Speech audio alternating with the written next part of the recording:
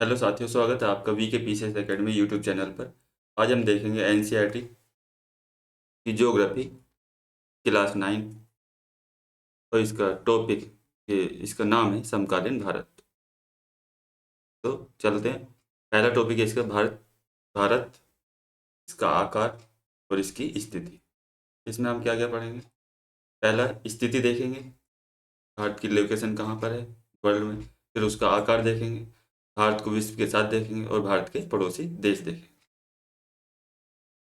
चलो तो आगे बढ़ते हैं। मैं आपको बता देता हूँ भारत की स्थिति पूरी पृथ्वी पर कहाँ पर है। ये ये हमने मान लिया 0 डिग्री, और ये आ गया आपकी देशांतर रेखा 0 डिग्री। तो भारत की स्थिति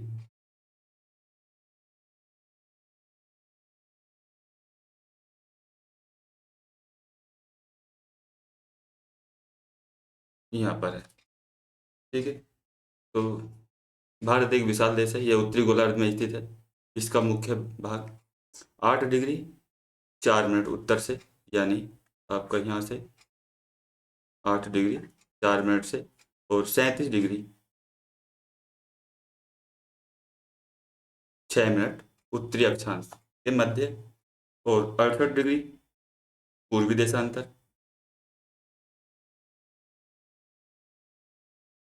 ये 68 डिग्री 7 मिनट से, और 97 डिग्री 25 मिनट पूर्वी देशांतर के बीच अवस्थित स्थिति है भारत की। कर्क रेखा भारत 23.5 डिग्री उत्तर में देश को लगभग दो बराबर भागों में बांटती है। यदि आपको होमवर्क करना तो आप होमवर्क कर सकते हैं कर्क रेखा पर भारत के कौन कौन से राज्य अवस्थित हैं। मुख्य भाग के दक्षिण पूर्व में अंडमान और निकोबार द्वीप समूह बंगाल की खाड़ी में, और दक्षिण पश्चिम एशिया में दक्षिण पश्चिम में भारत के लक्षद्वीप समूह अरब सागर में स्थित है। भारत का दक्षिणतम बिंदु की हम बात करें तो वो इंदिरा पॉइंट है। ये अंडमान निकोबार द्वीप समूह में स्थित है, जो कि 2004 में मान सुनामी लहरों के कारण समुद्र में जलमग्न हो गया था। यहाँ पे देख मैप है, लेकिन मैप आगे लगा हुआ है। यहाँ पे भारत की स्थिति ये दिखाई गई है।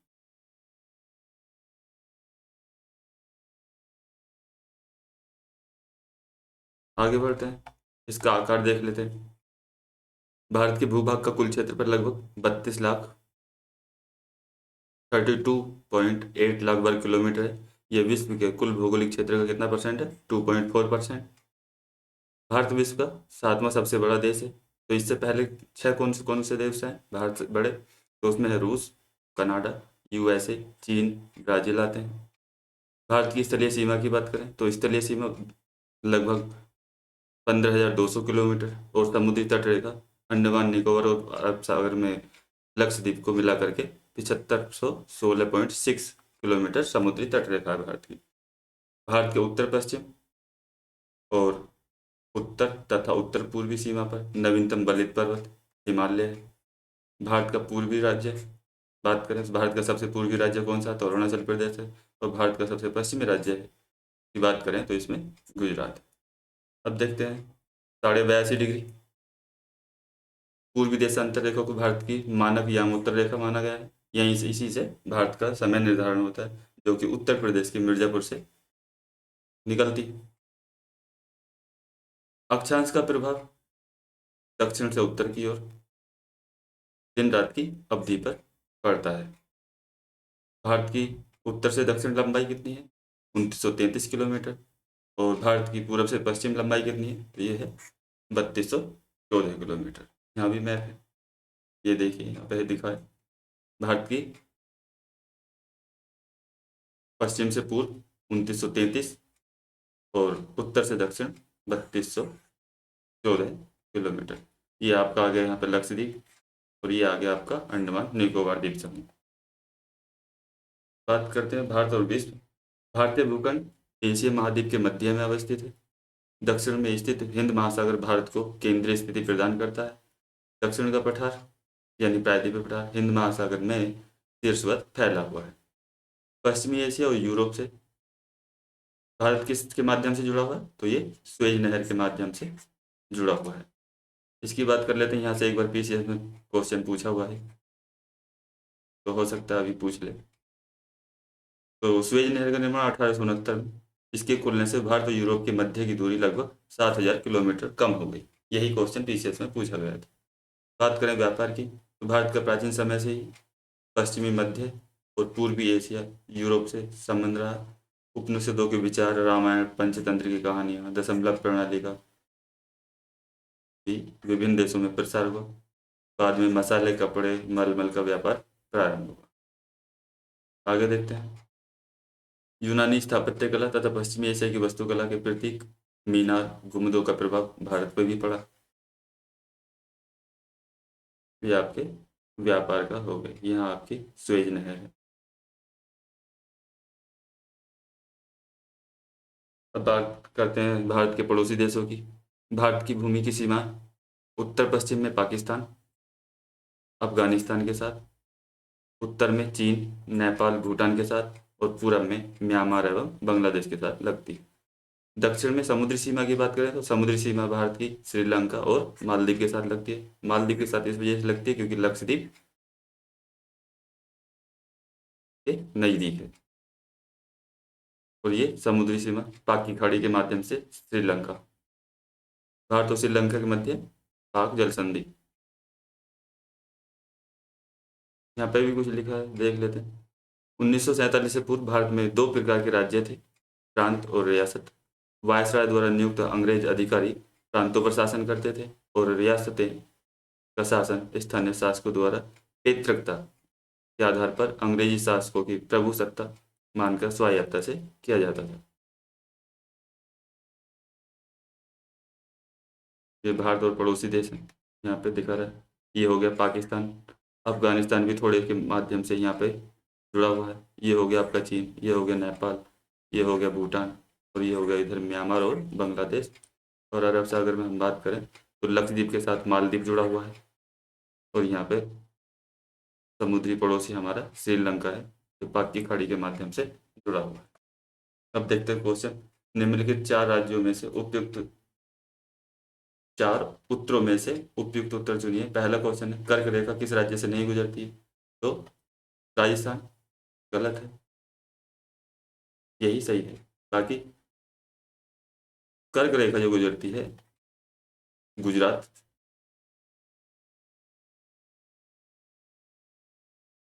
एमपी, छत्तीसगढ़, पश्चिम बंगाल, झारखंड, और उधर त्रिपुरा और मणिपुर से गुजरती है। भारत का सबसे पूर्वी देशांतर कौन सा है? तो अभी देखा, उत्तराखंड, उत्तर प्रदेश, बिहार, पश्चिम बंगाल और सिक्किम की सीमाएं किस देश से मिलती है? उत्तराखंड की भी लगती है, उत्तर प्रदेश की भी लगती है, बिहार की भी लगती है, पश्चिम बंगाल की भी और सिक्किम की भी। तो ये चीन से लगती है।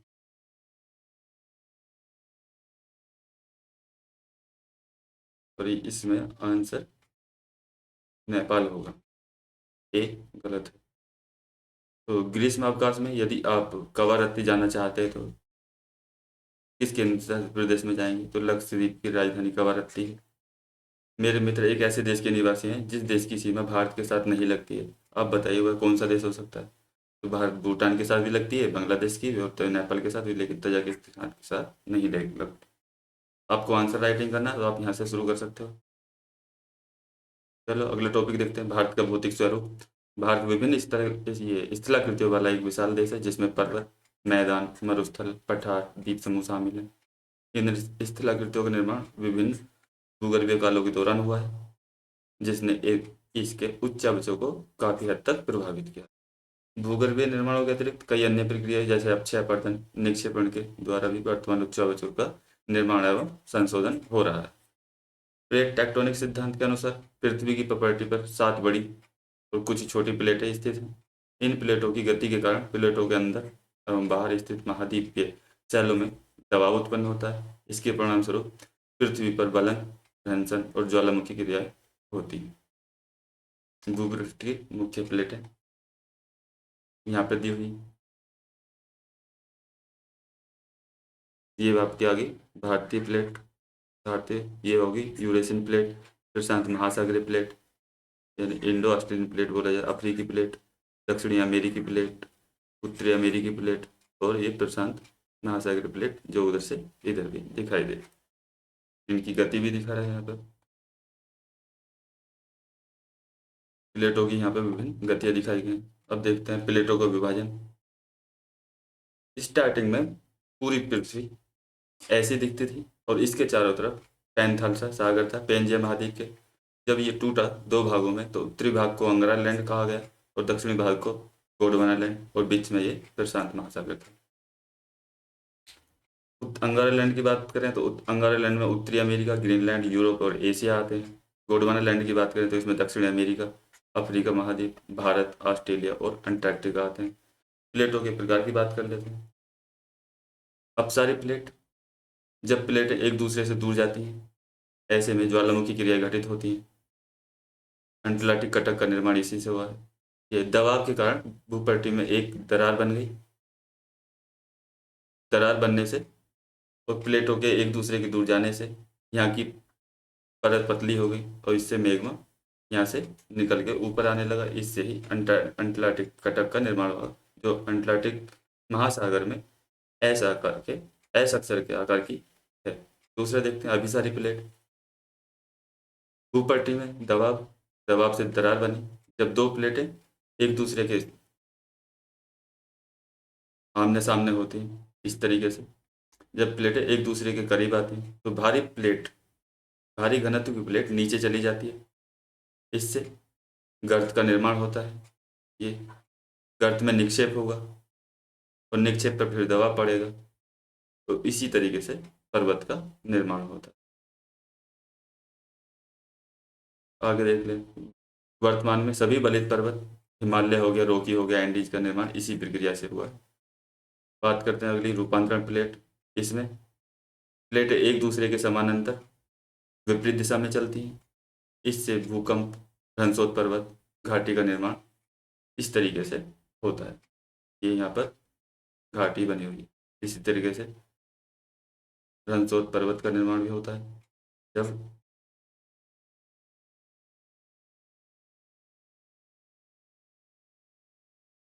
ये इस तरीके से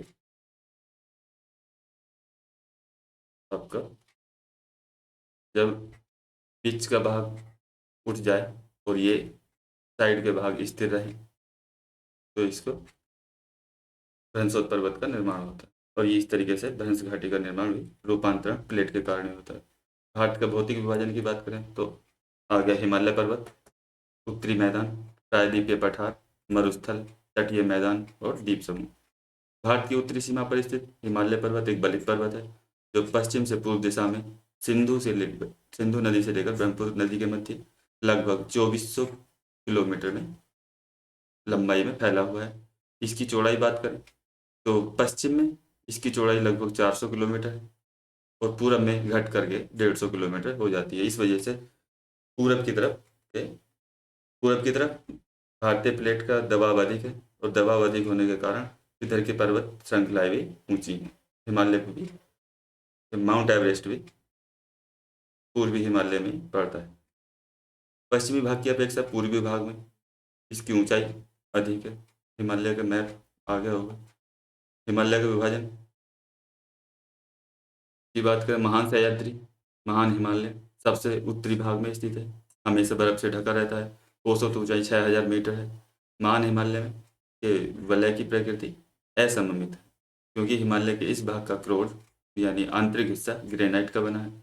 इसकी सर्वोच्च चोटी की हम बात करें, माउंट एवरेस्ट, कंचनजंगा, मकालू और धौलागिरी। अब बात करते हैं मध्य हिमालय की, तो इस श्रृंखला का निर्माण मुख्यतः अत्यधिक संपीड़ित एवं परिवर्तित शैलों से हुआ है। इसकी ऊंचाई की बात करें तो 3700 से 4500 मीटर है और चौड़ाई इसकी 50 किलोमीटर। प्रमुख श्रृंखला की बात करें मध्य हिमालय की, पीर पंजाल हो गया, धौलाधर हो गया, महाभारत हो गया। प्रमुख घाटियों की बात करें तो कश्मीर की घाटी मध्य हिमालय और उच्च हिमालय के मध्य पड़ती है, कांगड़ा घाटी और कुल्लू घाटी। बात करते हैं शिवालिक हिमालय की, चौड़ाई 10 से 50 किलोमीटर, ऊंचाई 900 से 1000 मीटर। ये श्रृंखलाएं मुख्य हिमालय की नदियों द्वारा लाई गई असंपीड़ित अवसादों से बनी है। इसकी घाटियाँ बजरी तथा जलोढ़ की मिट्टी की परत से ढकी हुई हैं। मध्य हिमालय और शिवालिक हिमालय के मध्य स्थित लंबवत घाटियों को दून कहा जाता है, जैसे देहरादून, कोटली दून और पाटली दून। ये आ गया आपका मैप। ये है पामीर ग्रंथि। इसके पश्चिम में हिंदू कुश और इसके पूरब में कुनलुन पर्वत श्रेणी है। ये आपके आ गया काराकोरम पर्वत श्रेणी। उसके नीचे आ गया लद्दाख श्रेणी। उसके नीचे आ गए जोस्कर। यहाँ से क्रम पूछ सकता है आपसे कि हाँ ऊपर से नीचे क्रम लगाओ, यदि क्वेश्चन पूछेगा। यहाँ पर आ गया शिवालिक श्रेणी। आगे बढ़ते हैं तो यहाँ पे दिखा रहा है अरावली पर्वत, विंध्यन, सतपुड़ा, महादेव। ये आ गया आपका पश्चिमी घाट और ये आ गया आपका पूर्वी घाट। ये आ गई यहाँ पर गारो खासी जयंतिया पहाड़ी। आगे देखते हैं पश्चिम से पूर्व विभाजन भी हिमालय का हुआ है, जैसे सिंधु से सतलज के मध्य है। पंजाब हिमालय, पंजाब और कश्मीर ये इसमें आते हैं। सतलुज से काली के बीच कुमायूं हिमालय आता है। काली से तिस्ता के बीच नेपाल हिमालय आता है और तिस्ता से दिहांग के बीच असम का हिमालय आता है। हिमालय का पूर्वोत्तर भाग की बात करें तो इस चापाकार स्थिति में है और यहाँ से हिमालय की स्थिति ऐसे हो जाती है। तो यहाँ पे कुछ पहाड़ियाँ हैं पूर्वोत्तर भारत में, तो इनके नाम हैं यहाँ पे Patkai hills, Naga hills, Mizo hills और मणिपुर हिल्स। ये मजबूत बलुआ पत्थर जो अपसादी शैलें से बनी है। अब बात करते हैं उत्तरी मैदान। लाखों वर्षों से हिमालय की गिरिपथ में स्थित बहुत बड़े बेसिन द्रोणी में जलोढ़ों का निक्षेप हुआ, जिससे इस उपजाऊ मैदान का निर्माण हुआ। इसमें 3 नदी प्रणालियाँ गंगा, सिंधु, ब्रह्मपुत्र शामिल हैं। विस्तार की बात करें ये मैदान की तो गंगा का मैदान 7 लाख वर्ग किलोमीटर, लंबाई 2400 किलोमीटर, चौड़ाई 240 से 320 किलोमीटर। समृद्ध मृदा आवरण, पर्याप्त पानी की उपलब्धता, अनुकूल जलवायु, कृषि उत्पादकता अधिक, इस वजह से जनसंख्या घनत्व भी गंगा घाटी में अधिक मिलता है। अब बात करते हैं इसका वर्गीकरण गंगा के मैदान का। तो शिवालिक से सटे हुए क्षेत्र में भावर आता है। भावर से नीचे तराई का क्षेत्र आता है। भावर में कंकड़ पत्थर होते हैं, इस वजह से यहाँ नदियाँ विलुप्त हो जाती हैं और जैसी तराई में आती हैं तो वो फिर से बाहर निकल आती हैं। इस क्षेत्र में भी गन्ने की खेती अधिक होती है। सारी फसलें अभी उगाई जाती हैं यूपी बिहार के एरिया में। बात करें इधर तो पंजाब हरियाणा का मैदान, ये बांगड़ क्षेत्र है और राजस्थान का मैदान है। उत्तरी गंगा का मैदान, ढाल इसका उत्तर पश्चिम से दक्षिण पूर्व की ओर है। ये आ गया आपका मध्य गंगा का मैदान, खादर मिलता है।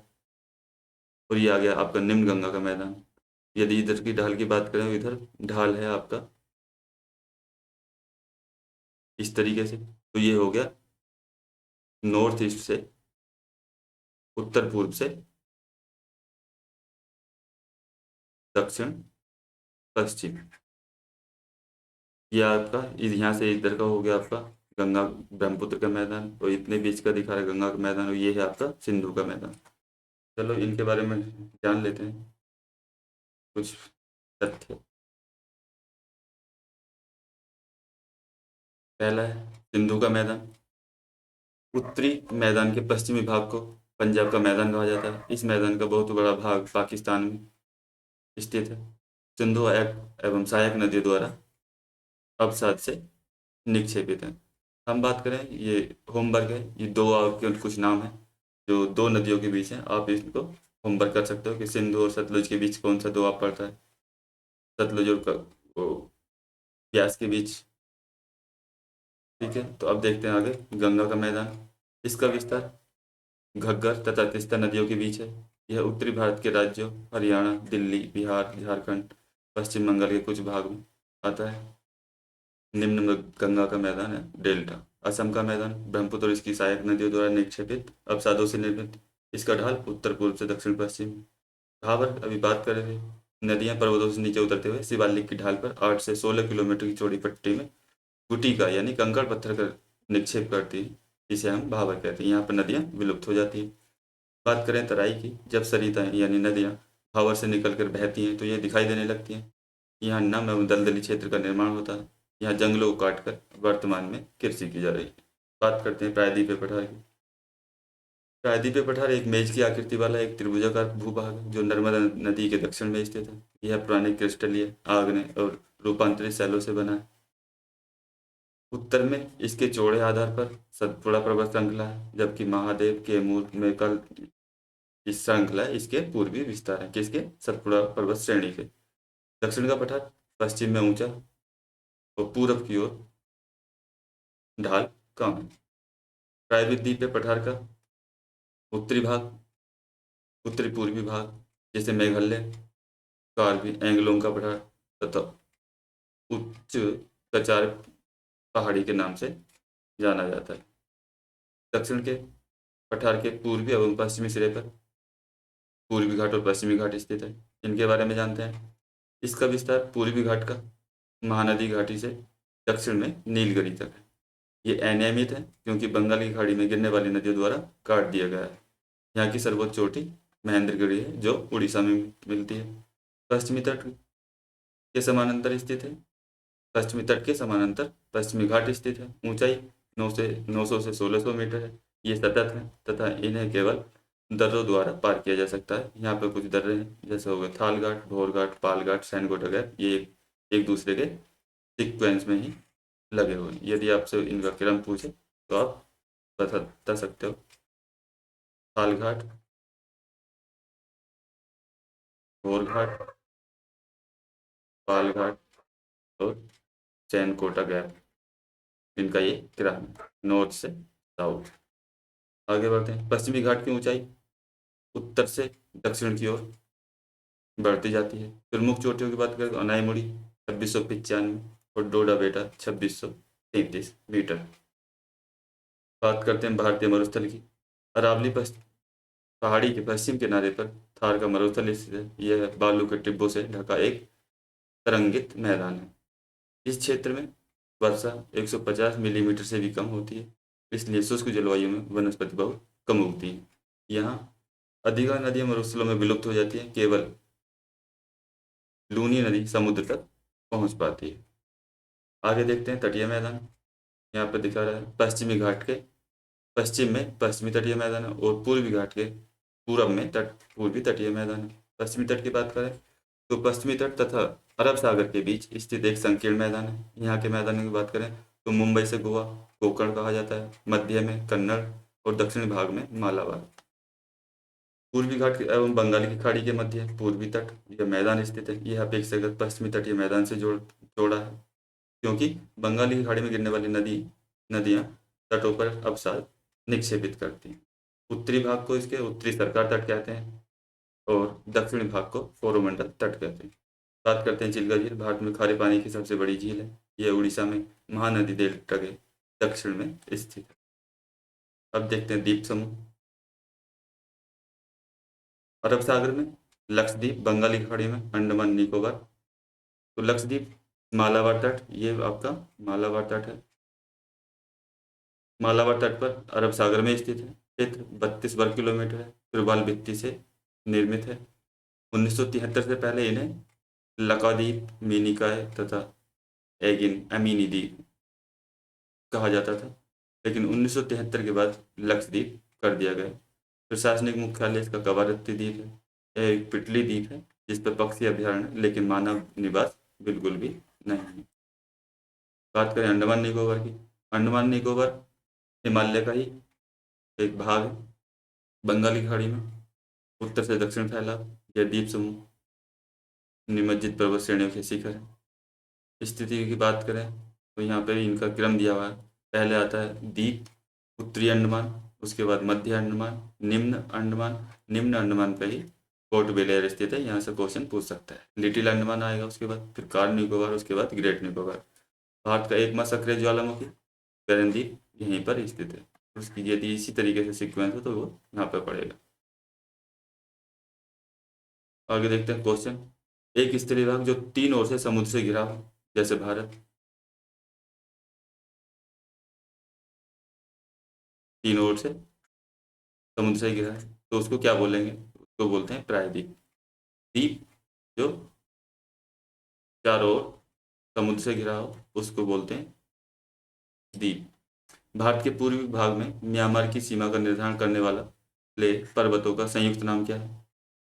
तो इसको बोलते हैं हम पूर्वांचल। गोवा के दक्षिण में स्थित पश्चिमी तटीय पट्टी क्या है?